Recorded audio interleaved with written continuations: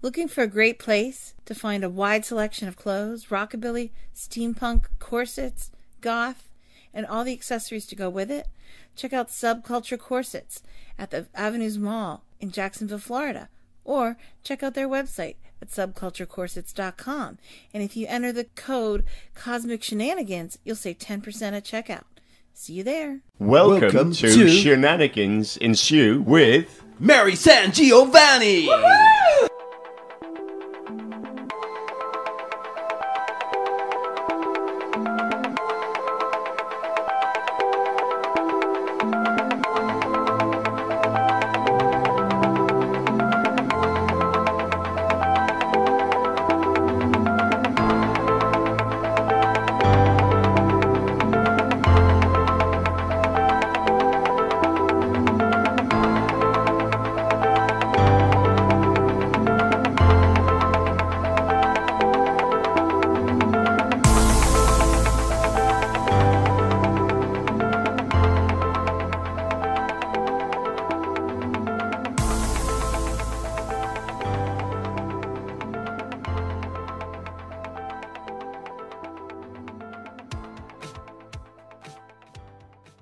Folks, welcome to Cosmic Shenanigans, brought to you by the Project Entertainment Network.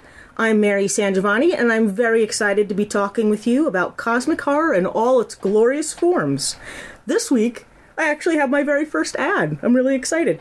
This is about the book Becoming by Lucas Milliron. It's madness that we ignore the signs right in front of us, that magic is real, and that monsters are real. Cody thought he'd seen enough real-life monsters. From the bullies to his broken father, all Cody ever wanted was a normal life. Just as he gets his wish, the monsters come back and unleash something inside him. It's always been there, waiting behind his eyes. Cody was out of his mind, out of his flesh, but he's killed people nonetheless. The monster inside him has changed him, and he's not alone. Bloodthirsty vampires and rage-enthralled werewolves are the least of his worries. There are creatures older than time itself, hunting in the darkness. Becoming is a twisted coming-of-age horror thriller. There are monsters hiding inside us.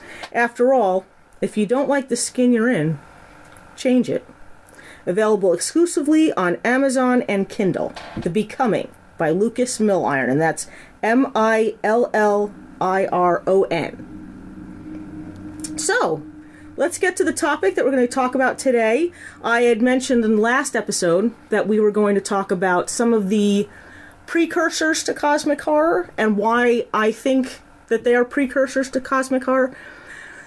Again, I want to make note, and I probably will not do this every episode, but there are some episodes where I feel inclined to tell you that I am not any kind of official academic scholar. This is my own research into the topic and what I feel is, from an academic standpoint, from an analysis standpoint, what I think are the types of writing that influenced Lovecraft and led to cosmic horror, specifically the way he wrote it, okay? And how it has changed in modern cosmic horror, because it has evolved a bit.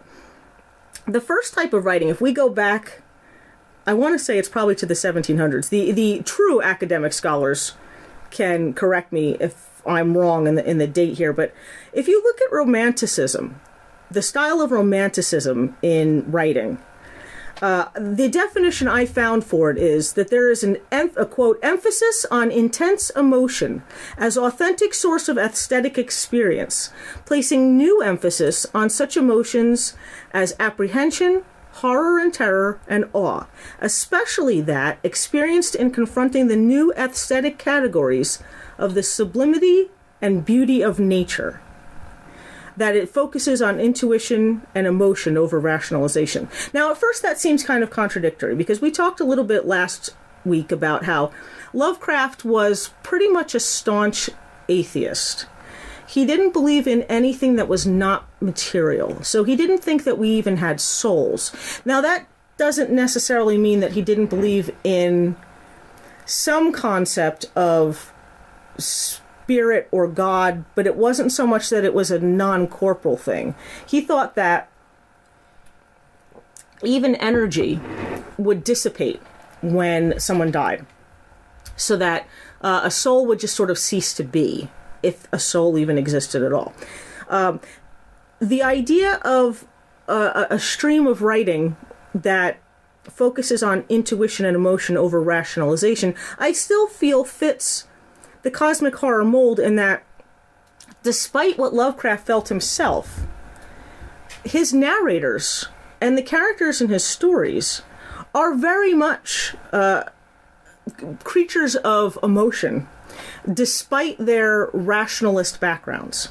Many of the characters that he writes about are scientists or doctors or scholars, for whom the knowledge and the cold hard facts and the science and logic and rationalization form the basis in which they get bored, I guess, or that they feel something is lacking, and they look to the spiritual, they look to the supernatural, and that's when they get into trouble.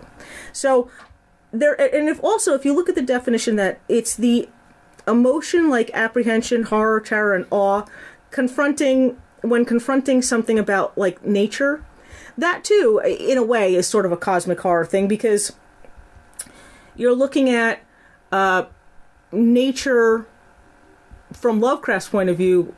It just happens to be a nature that is not physiologically how we thought it was. So the world was not created by some benevolent god, but it was created, and it was created by godlike creatures.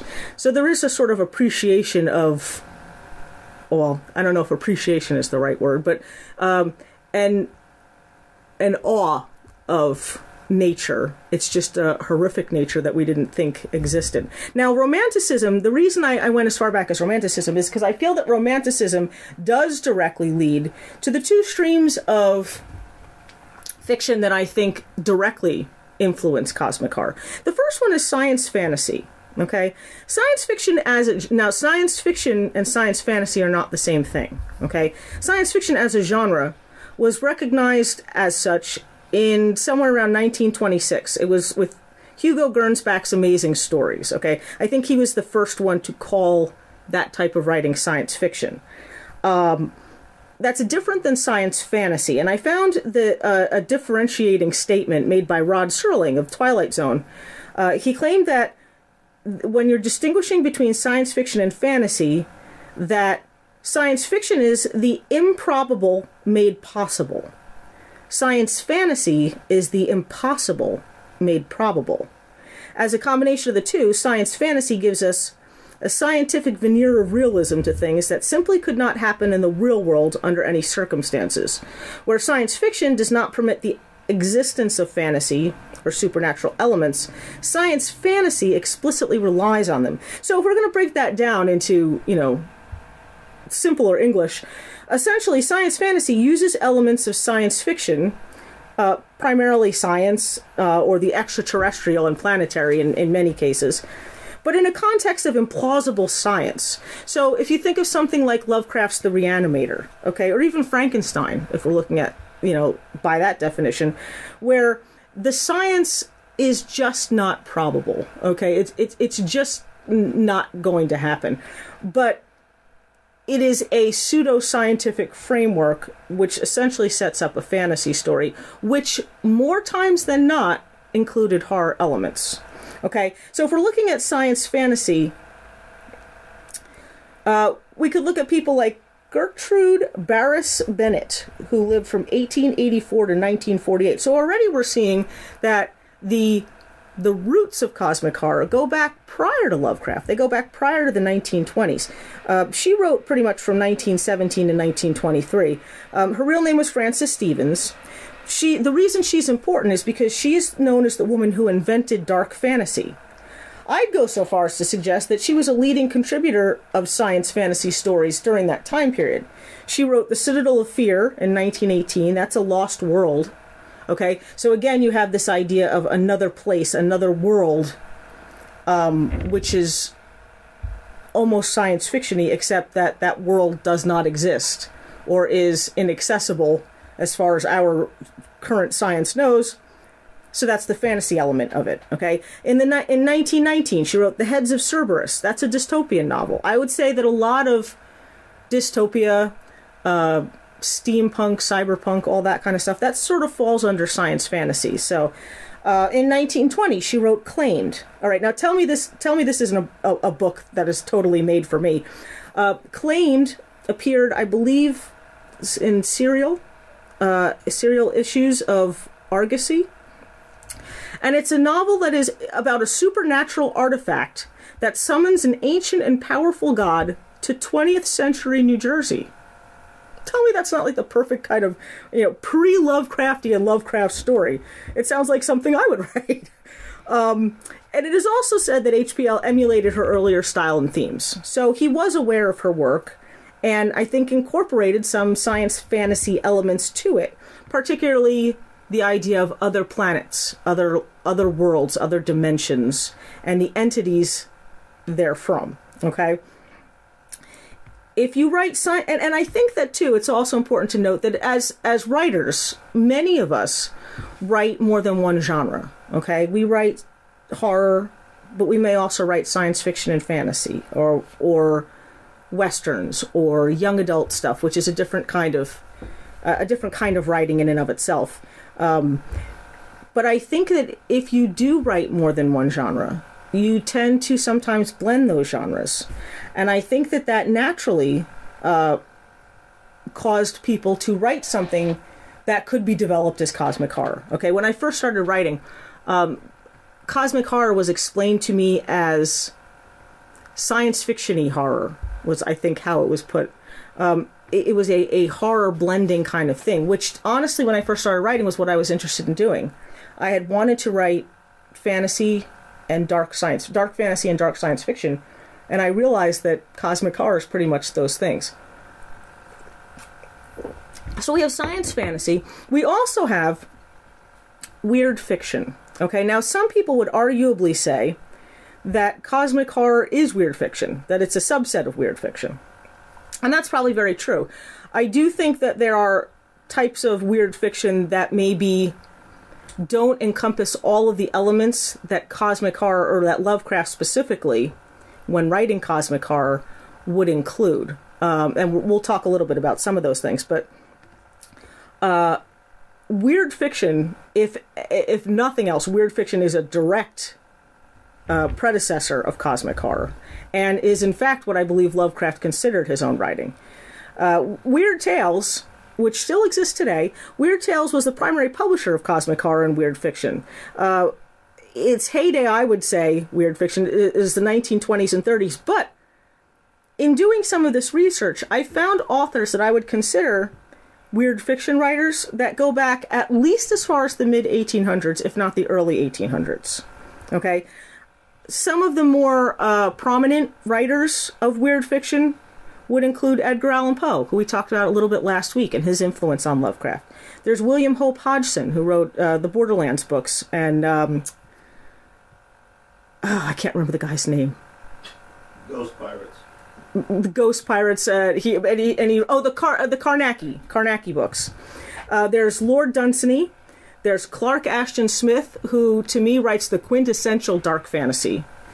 Arthur Machen, M.R. James, Ambrose Bierce, Algernon Blackwood, and of course Robert W. Chambers, who wrote The King in Yellow.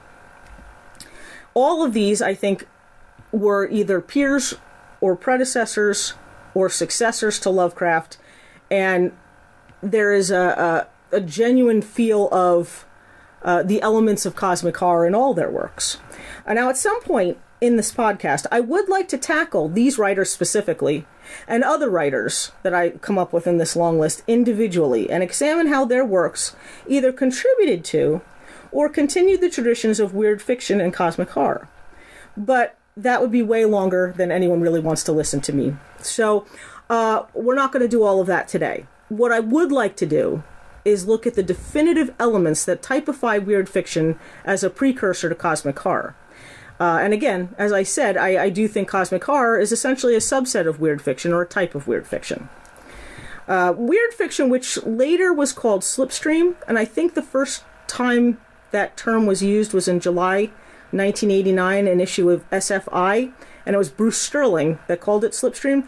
But essentially, it blends horror, fantasy, and science fiction with surrealism. So much like science fantasy, we have a bit of blending of genres.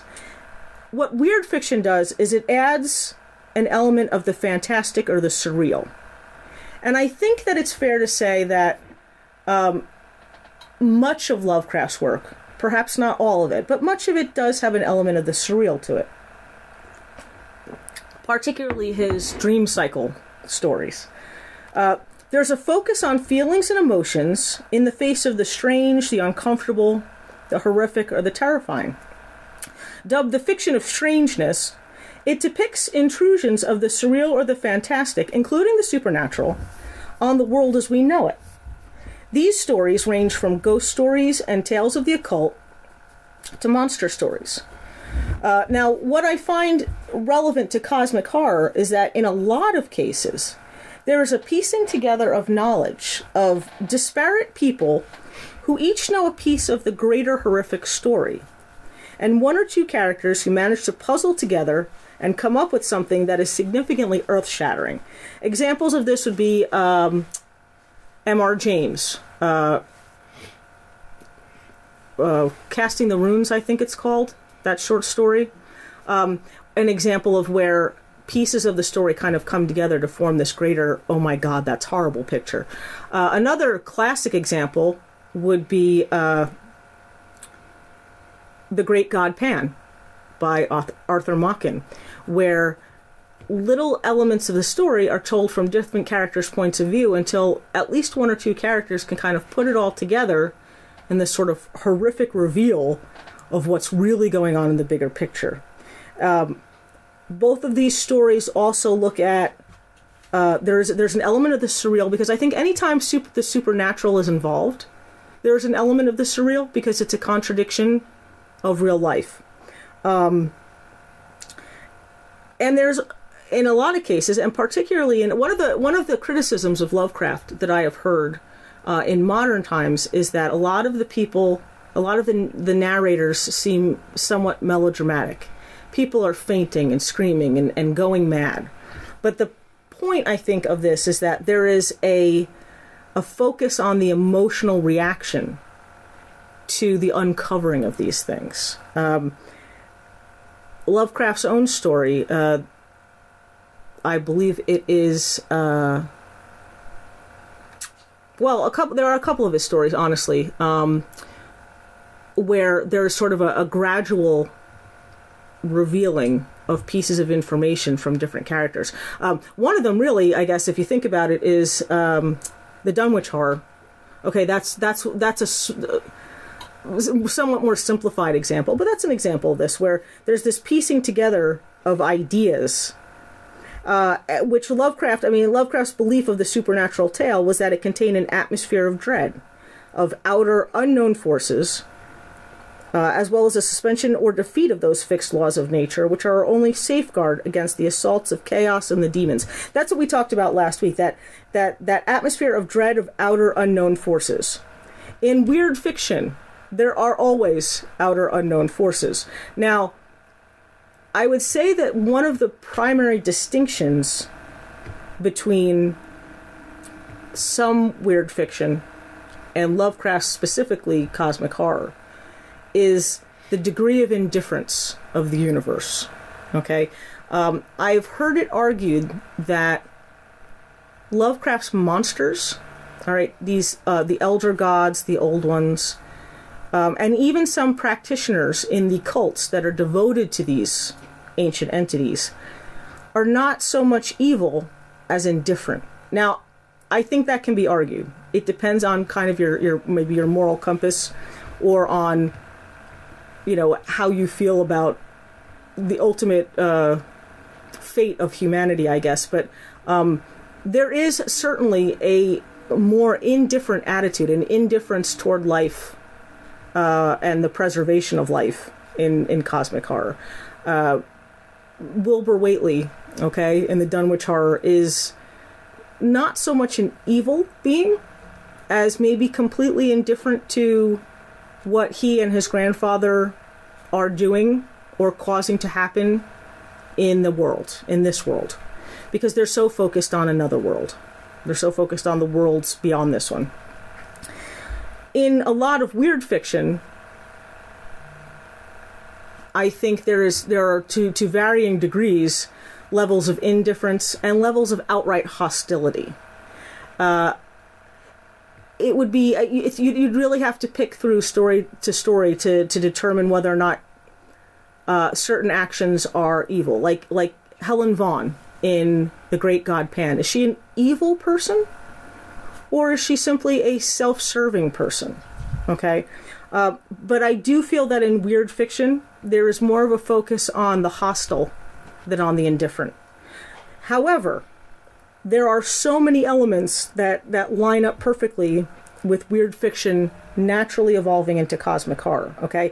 If anything, I'd say that modern cosmic horror seems to be morphing slightly back toward weird fiction. As I mentioned last time when we were talking about the elements of cosmic horror, that indifference to the universe, I think, is not always a constant in modern cosmic horror.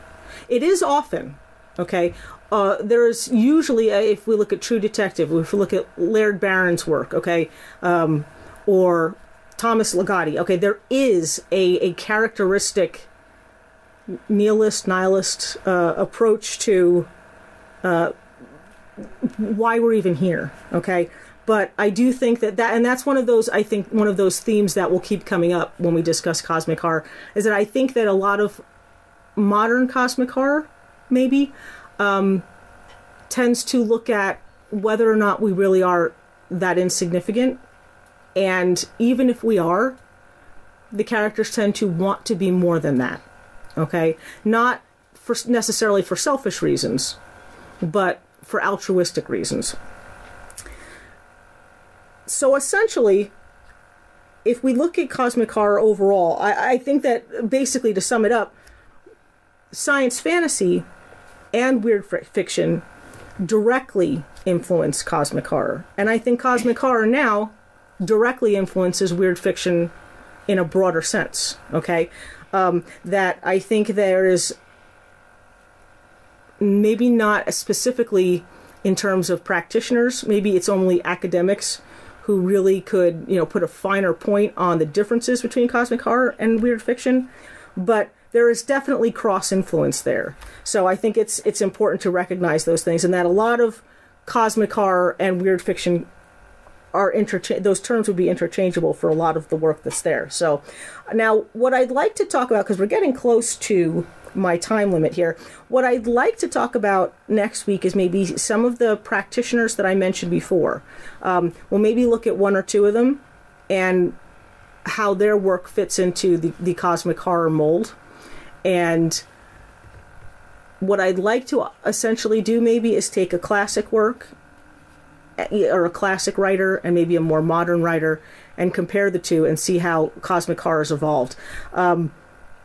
This is assuming that I can read pretty fast, which I'm not as good at as I used to be. But anyway, that's hopefully what I'd like to try to tackle next time, is comparing some of these practitioners and their works and why they're cosmic horror, and how we can look at them as influential in for us who write cosmic horror, or if you are a huge fan of cosmic horror and you like to read it.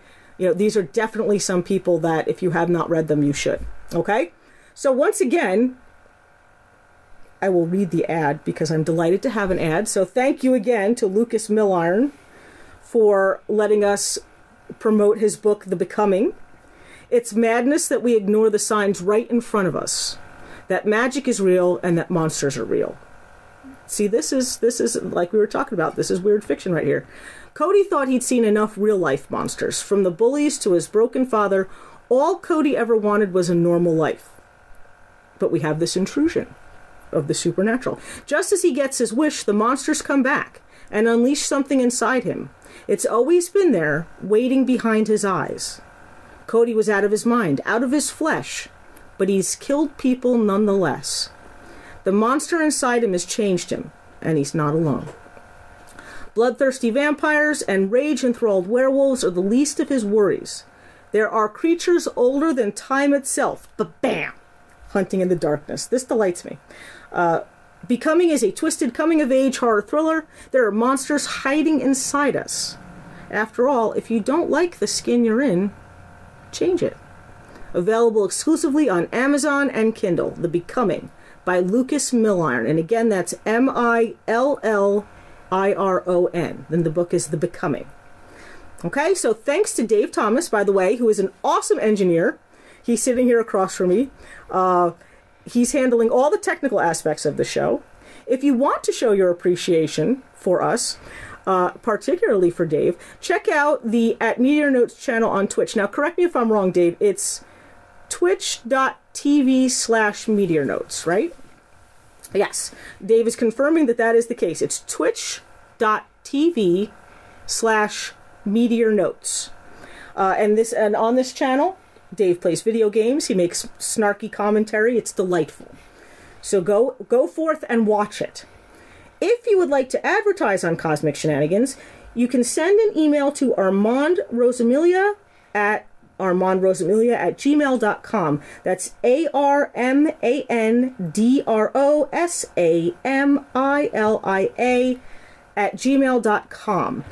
He'll let you know the rates and all that. You can send payment through PayPal, and you can send the ad copy to Armand, because he will send it directly to me. And I guess that's it. Thank you for checking out. Oh, check out Cosmic Shenanigans. I should tell you where to find us, so you can hear Cosmic Shenanigans all the time. That the sweet and dulcet sounds of my voice can be with you inside your head every moment. Check out Cosmic Shenanigans on Project Entertainment Network, iTunes, Google Play, Stitcher, Spotify, and pretty much anywhere else podcasts are available. Okay? Thank you for listening. Oh, be sure to check out The Horror Show with Brian Keene. I also am, and so is Dave, are co-hosts on that show. And there's all kinds of good news announced, and there's laughs. There are shenanigans. There are always shenanigans on The Horror Show with Brian Keene. And tune in next week, and we will have more Cosmic Shenanigans for you here. Okay? Thanks. Bye. Bizarre. It's Bizarre, the Bizarre and Weird Fiction Podcast, hosted by me, Mr. Frank. Bizarre is the showcase podcast of the bizarro fiction genre. And those who write weird and read weird are going to love this podcast, where each week we talk to everyone who is anyone in the bizarre and weird fiction realm. So join us here every Monday, presented exclusively by Project Entertainment Network.